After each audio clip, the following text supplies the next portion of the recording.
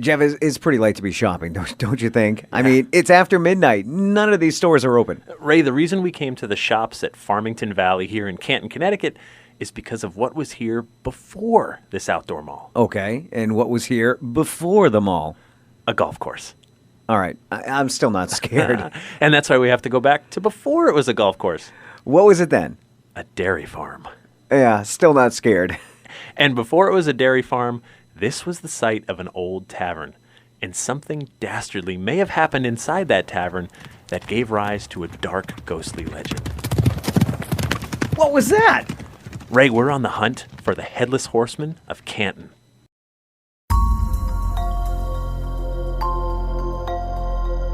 I'm Jeff Belanger. And I'm Ray Auger, and welcome to episode 75 of the New England Legends podcast. If you give us about 10 minutes, we'll give you something strange to talk about today. Thanks for joining us on our mission to chronicle every strange legend in New England, 1 week and one story at a time. Our episode this week is brought to you by our Patreon patrons. These folks help pay for our production and hosting costs so we can keep bringing you new legends each week. And it's been 75 weeks in a row, Wow. And we haven't missed a one yet. If you go to patreon.com/New England Legends, for as little as $3 per month, you can get early access to new episodes, plus bonus episodes that no one else gets to hear but our patrons. Thank you to everyone who has supported us so far. We're growing into a huge community of legend, folklore, and history seekers, and we couldn't do it without our patrons. We couldn't. All right, Jeff, a Headless Horseman in Canton? I mean, we're about 100 miles from Sleepy Hollow, New York. True, the Headless Horseman of Sleepy Hollow is the most famous version of this legend, thanks to Washington Irving's amazing story that he published back in 1820. But that Headless Hessian of Tarrytown, New York, isn't alone. I had no idea. Yeah. So we just heard a horse galloping by in this very modern outdoor mall filled with name-brand clothing stores, cell phone shops, Right. perfume stores, you know, like a typical mall. Yeah, I get it. And this setting definitely takes us out of the context of the story. So, shall we go back to the beginning? Good idea. Let's do that.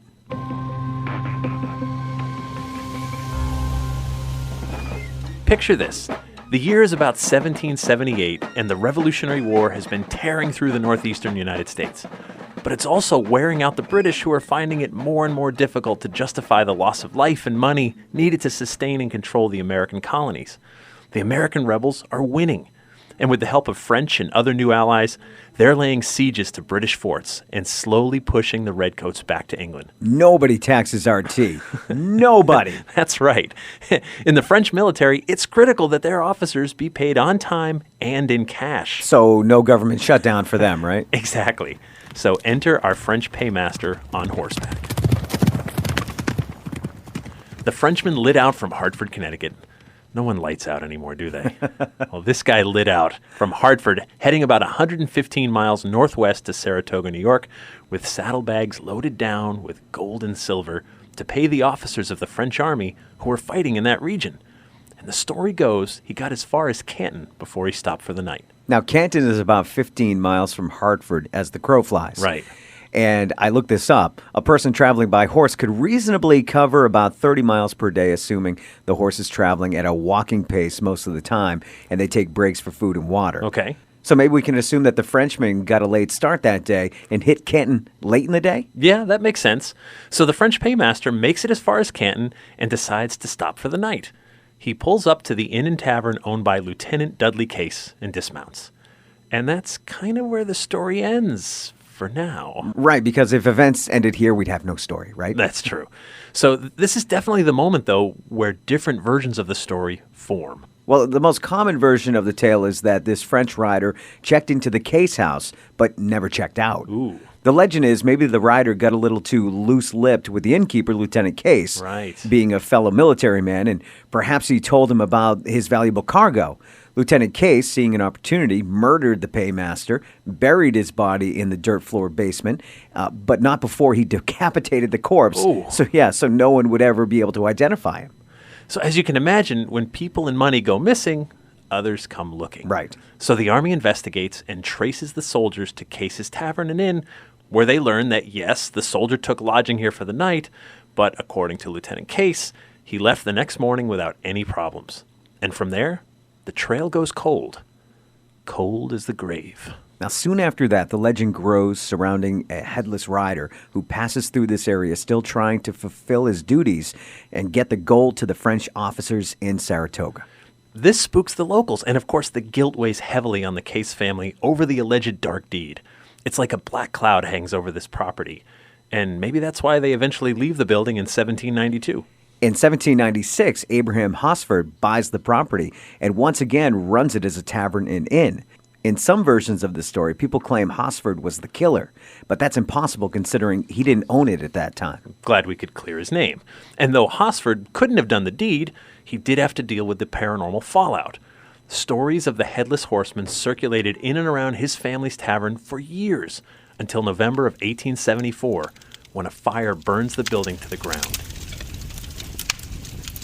They say as they were clearing up the burned wood and ashes in the aftermath, a skeleton was uncovered in the basement. A skeleton without a head. No. So suddenly the legend gets a huge shot in the arm, and this headless rider gallops back to the forefront of Canton lore, which brings us back to today.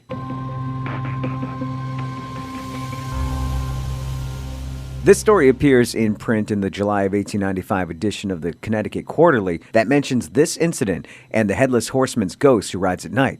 The paragraph in the book says, quote, "A discovery made after the tavern burned down a few years ago tends toward a belief in his murder." And now it's in print. We dug up the October 31st, 1984 Hartford Courant newspaper where staff writer Alan Sternberg wrote about the various theories on this legend for a Halloween feature. Sternberg presents a couple alternate versions of what happened. In one alternate version, it wasn't the innkeeper who murdered the paymaster, but a local, quote, halfwit who killed the man and threw his body in a nearby swamp. He then amputated the horse's feet. Ugh. Yeah, and left traces of saddle and the paymaster's uniform behind, which is how the crime was discovered. And while this all sounds plausible, it doesn't lend itself to a headless ghost. This story also appeared in other books. It comes up in newspaper features throughout the 1900s, and suddenly we're still talking about the Headless Horseman of Canton. Now, have you found any first-hand witnesses of this ghost? I haven't, which is always troublesome. I mean, it's one thing to hear a story. It's quite another when you find someone who says, hey, I've seen the ghost. Right. And there's other problems as well. Well, like what? Like we can't find a mention of the murder taking place in 1778. The first mention of it comes up in print in 1895. Oh, okay. That's 117 years later if you're keeping score. We're always keeping score, aren't we, Ray? We are. So we're to assume that this is a story that drifted through Canton for 100 years before someone wrote it down? Yeah, it's possible. And it's also possible that the story sounded just familiar enough that it caught on.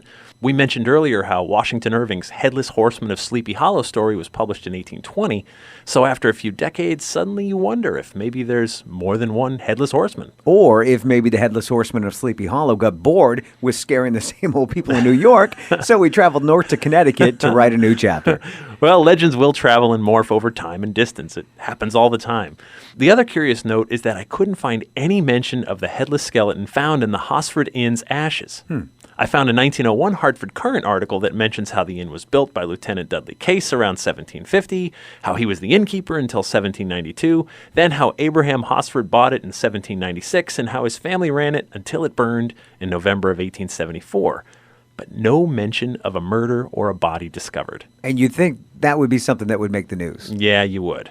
Yet something kept this story around for a long time now. At least a century and a half. And today, as we look around this very modern mall, I get that we're pulled out of the context of the story. It's difficult to imagine a headless ghost riding an ancient steed through a wooded country road when giant posters are trying to sell you unlimited data plans in nearby windows. But that's what I love about these legends. They force us to look below the surface and connect with our past and with buildings and people who stood right where we're standing during a time that this country was just being born. You know, when you put it that way, maybe it's not so strange to imagine a headless ghost lurking by these shops in Canton.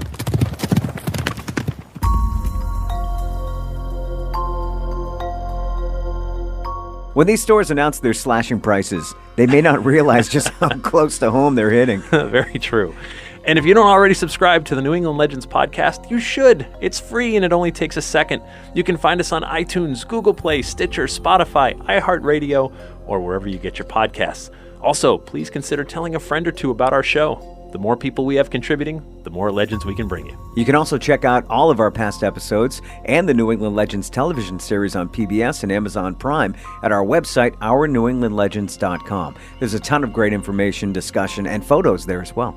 So this week we got a voicemail on our legend line at 617-444-9683. Nice. And I guess we have a little mea culpa going back to a mispronunciation on episode 67 of our podcast. Hi, this is Ashley Clark calling from Clark's Trading Post in the White Mountain Federal Railroad.